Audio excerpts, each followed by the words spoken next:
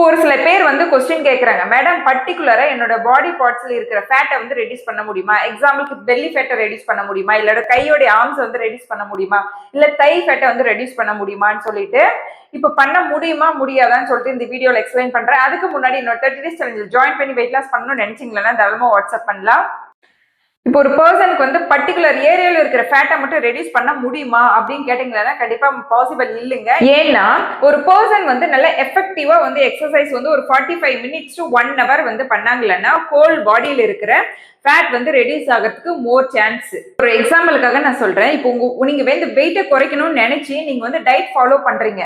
இப்போ diet follow பண்ணும்போது இந்த டயட் வந்து ஃபாலோ பண்ணனா இந்த பார்ட் ஏரியா குறைக்கும், இந்த டயட் ஃபாலோ பண்ணோம்னா இது பெல்லி ஃபேட்டை வந்து குறைக்கும் அப்படின்றது ஏதாச்சும் இருக்கா? கண்டிப்பா இல்ல. அப்போ வந்து நீங்க ஃபுல் அண்ட் ஃபுல் வந்து சாப்பிடும்போது ஹோல் பாடிக்குமே வந்து எல்லா நியூட்ரிஷனும் வந்து போய் சப்ளை ஆகுற மாதிரி தான் வந்து நீங்க எக்ஸசைஸ் பண்ணும்போது எல்லாம் வந்து எக்ஸசிவான ஃபேட் வந்து ரெடியூஸ் ஆகும்.